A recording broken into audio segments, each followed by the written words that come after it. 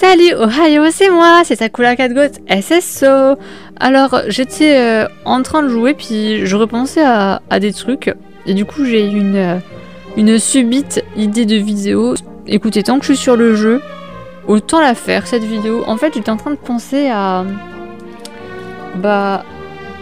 Ok d'accord, il y a mon chargeur qui fait des étincelles, c'est pas rassurant.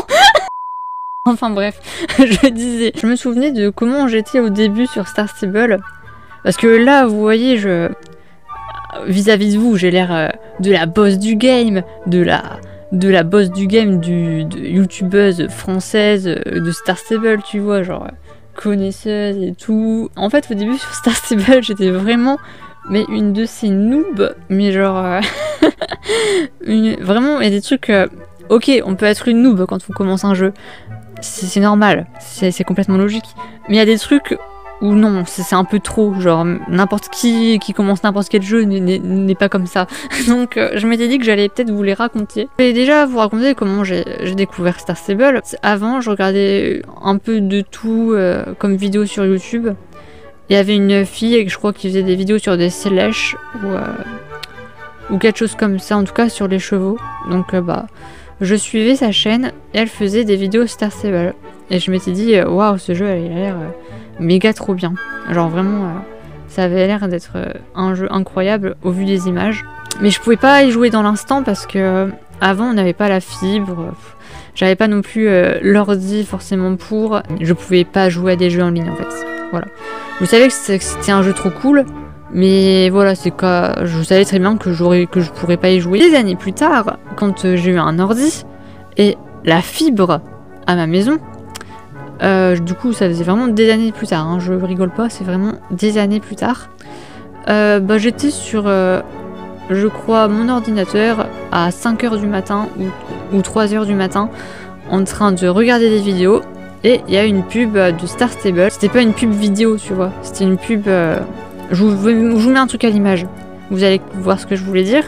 Mais rien qu'avec ça, j'ai reconnu le jeu en fait. Je sais pas, ça m'a parlé. Et rien qu'avec ça, je me suis dit, c'est pas le jeu que j'avais vu une fois il y a des années sur la chaîne de cette fille et qui avait l'air trop cool. Et du coup, je me suis empressée de le télécharger. Et forcément, là directement, ça a été le coup de foudre, l'amour de Star Stable. Ça a été le mariage, la cérémonie, et je ne l'ai plus quitté, voilà. Du coup, moi je faisais ma vie de non-star, hein, qui du coup avec une semaine pour un peu tester l'émission, puis tu sais quand la semaine se termine, après tu passes en non-star, puis le jeu te bloque un peu tout.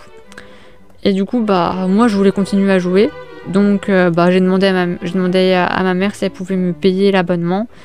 J'ai pris à vie, parce que je savais très bien que ce jeu, c'était mon amour pour la vie, donc je l'ai pris à vie, je le savais déjà.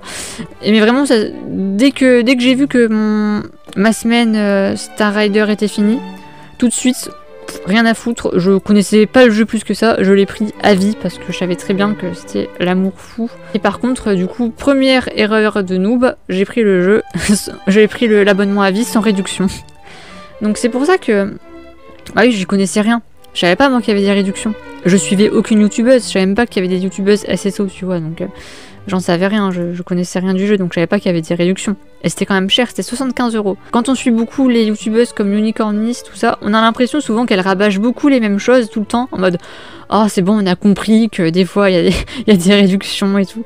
Mais elles ont raison de le faire parce que les gens qui commencent sur le jeu ou qui s'y connaissent pas trop, forcément ils le savent pas, puis ils dépensent, un peu, des fois, un peu trop pour rien. Première erreur, j'ai envie de dire. Après, alors, quelque chose de très honteux. Là, par contre, là, c'est un truc, vous allez... Là, on commence avec... Là, c'était rien, c'est rien ce que je vous ai dit. Tu vois, dans Star Stable, tu peux bouger la caméra comme ça, autour, ce qui est très pratique. Voilà, on est d'accord, c'est pratique de bouger la caméra. Sauf que moi, petite noob que je suis, j'ai pas réfléchi qu'il y avait ça. J'ai pas compris qu'on pouvait tourner la caméra. Donc c'est-à-dire que imaginez pendant l'émission, c'était super chiant pendant l'émission, on devait chercher des objets, mais imaginez, par exemple, je voulais changer d'angle de vue, et bien je faisais ça. Bip, bip, bip, bip. Attention, attention. Et voilà, on a changé d'angle de vue. Je faisais comme ça pour changer l'angle de ma caméra. En plus c'est super lent, tu vois. C'est super long à venir. Tu vois, donc je faisais comme ça. En fait, je bougeais, du coup, pour bouger ma caméra. Et un peu voir autour de moi, tu vois. Et c'est... Je sais pas, franchement... c'est le truc le moins pratique du monde. Et jamais ça m'est venu à l'idée de me dire... Ah bah peut-être que si je prends ma souris et que je fais comme ça... jamais ça m'était venu à l'idée. J'ai découvert ça, je crois, vraiment peut-être 1 ou 2 semaines après avoir commencé Star Stable. Non, j'abuse peut-être. Quelques jours après avoir découvert Star Stable, mais vraiment, les premiers jours de Star Stable, je comprenais pas qu'on pouvait bouger la caméra. Mais non, il n'y a pas de problème, j'adorais quand même le jeu. Le jeu était... Je l'aimais quand même beaucoup. Ça ne m'arrêtait pas, je trouvais pas ça chiant, je trouvais ça normal. Qu'on ne pouvait pas bouger la caméra, c'était normal. Alors oui, c'est pas que je jouais pas aux jeux vidéo et que j'y connaissais rien au jeu, mais je jouais pas forcément beaucoup à des jeux vidéo comme ça, à la 3e personne, où on peut bouger la caméra dans l'espace. Donc c'était pas un réflexe pour moi. Donc vous pouvez vous imaginer comment c'était chiant de jouer, mais pourtant non, ça me freinait pas. J'adorais quand même le jeu, même si je pensais que on pouvait pas bouger la caméra. Ça me dérangeait pas, j'aimais quand même beaucoup le jeu. Donc voilà, ça c'est le premier truc assez ridicule. Ensuite, à propos du cheval, bon ça je pense qu'il y a beaucoup de personnes au début qui avaient du mal, mais c'est vrai que j'avais du mal à comprendre le truc des allures.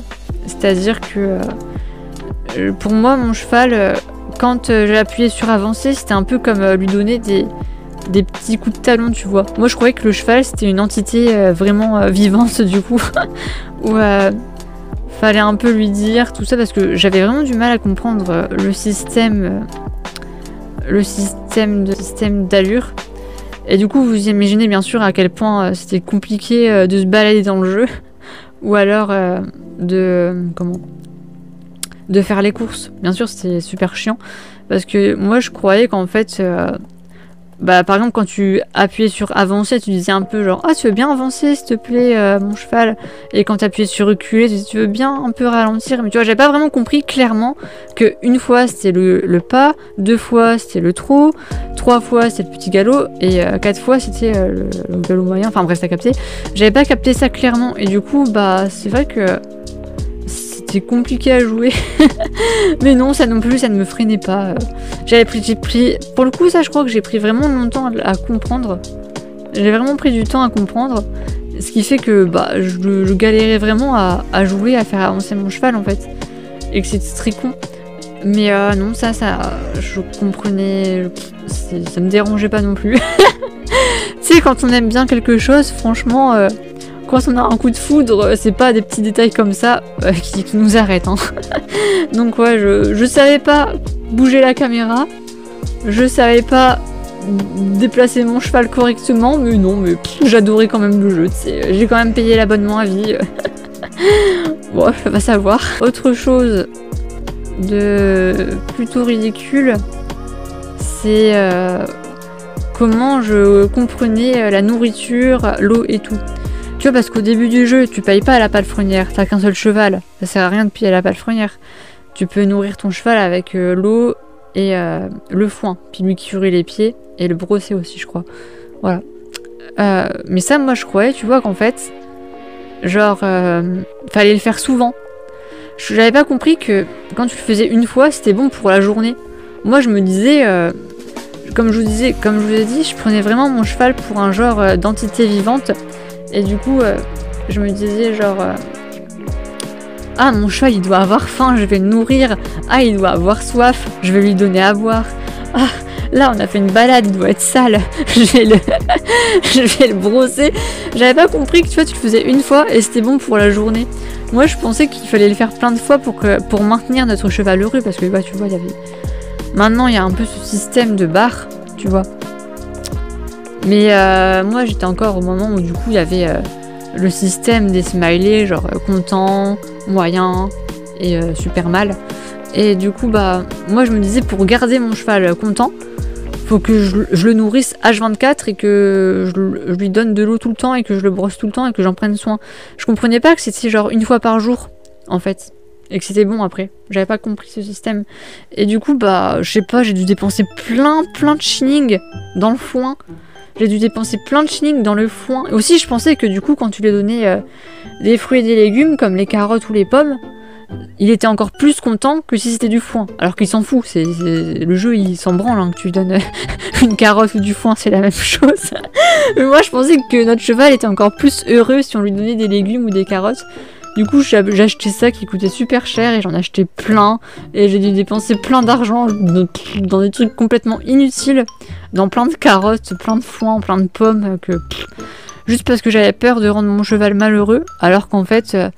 il suffisait de s'en occuper, qu'il s'occupait de lui une fois par jour et c'était bon. Mais non, moi je croyais qu'il fallait vraiment lui en donner plein, prendre soin de lui, le chouchouter. Je comprenais pas que c'était un système de une fois par jour. Ensuite, il y a aussi le van. Bon, ça basique, je pense que beaucoup on l'a fait. Je me disais, quand je prenais le van, je me disais, quoi ? Le van coûte 25 shillings alors qu'il ne peut coûter que seulement 2 star coins. 2 contre 25. Oh voyons, je vais payer en star coins, c'est beaucoup plus... Les star coins sont beaucoup plus économiques. Payer en star coins est beaucoup plus économique que de payer en shilling. Très con, très con. C'est vraiment très con d'avoir fait ça. Mais voilà, au début je pensais que du coup c'était plus économique de payer en star coins que de payer en shilling. Parce que bah on payait que 2 star coins contre 25 shillings. Et donc je payais quasi tous mes vannes en star coins. Et c'est après quand j'ai compris qu'en fait les star coins ça s'achetait. Et que tu pouvais pas en avoir gratuitement dans le jeu comme quand tu peux avoir des shillings. C'est là que j'ai compris que c'était vraiment précieux en fait. Mais bon, et du coup que j'ai arrêté de faire ça. Il y avait aussi le fait que les mises à jour, j'en avais rien à foutre. Parce que je connaissais pas assez le jeu pour les comprendre ou les suivre. C'est-à-dire que moi je suis une noob, je fais mes petites missions, mes petites premières missions du jeu. Tu vois, de savoir que je sais pas quel cheval a été rajouté ou je sais pas quelle course a été rajoutée, ça je m'en foutais. Du coup à chaque fois j'étais tout le temps en mode oh mais ils font toujours des mises à jour là le mercredi. Après il y avait ah oui, un truc là vous avez trouvé que je suis flippante, mais quand je vous dis que Star Stable et moi c'était le coup de foudre, ça l'était réellement.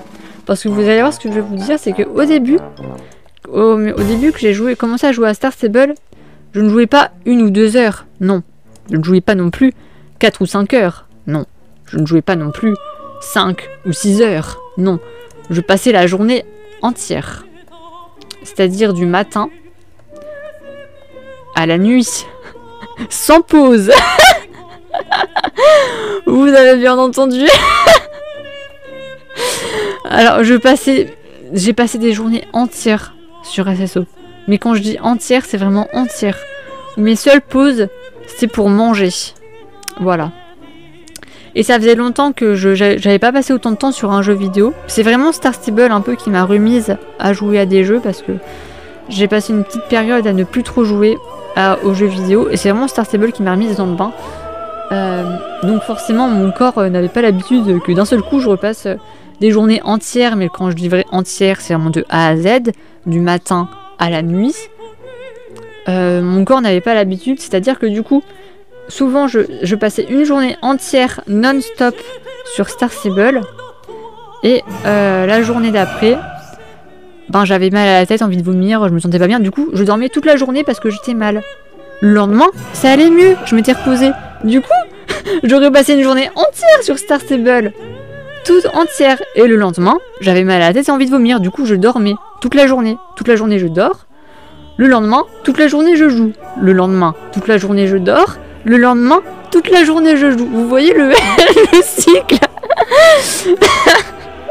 Le cycle de taré, de malade, de psychopathe. Genre, vraiment n'importe quoi. Genre, faites pas ça, hein. Détruisez pas votre santé comme ça. Détruisez pas votre santé comme ça. Après, c'est vrai que Star Stable est un jeu génial et que ça en valait peut-être un peu la peine. jouer entièrement de A à Z une journée entière, sans pause, sans rien faire d'autre. Rien d'autre. D'accord? Rien d'autre à part manger. C'est tout. Rien d'autre. Startable non-stop. Et le lendemain, puisque j'avais eu trop mal à la tête, trop envie de vomir, d'avoir joué toute la journée d'hier, et ben je passais ma journée entière à dormir parce que j'arrivais pas à me lever, j'avais trop mal à la tête. Et donc ça faisait un jour jouer, un jour dormir. Un jour jouer, un jour dormir. Ça, je l'ai peut-être fait pendant 4-5 jours. 4-5 jours, voilà. Et ou 1 ou 2 semaines, je sais pas trop. Ça fait longtemps, mais... voilà, ça c'était mes premières journées sur Star Stable, c'était comme ça. Voilà, grosse tarée, grosse malade. Moi, faut savoir que quand j'ai une obsession, c'est souvent très sérieux. Quand j'aime quelque chose, je l'aime. Voilà, il n'y a pas de limite. C'est sans limite en fait. D'accord. Quand j'aime quelque chose, il y a pas de limite, non. Quand j'aime vraiment, vraiment quelque chose... Voilà, c'est pas souvent que j'ai des obsessions comme ça. C'est pas tous les jours, hein, je vous le dis. C'est pas tous les jours que je suis obsédée par quelque chose, mais les fois où ça arrive, ça va loin. C'est vrai que ça va loin les fois où ça arrive. Voilà, ça coule à 4 gouttes SSO. Je vous dis à la prochaine. Bye mes bébés, au revoir. J'espère que ces anecdotes de moi quand j'étais noob vous auront plu. Au revoir, bye bis. Au revoir, je vous aime.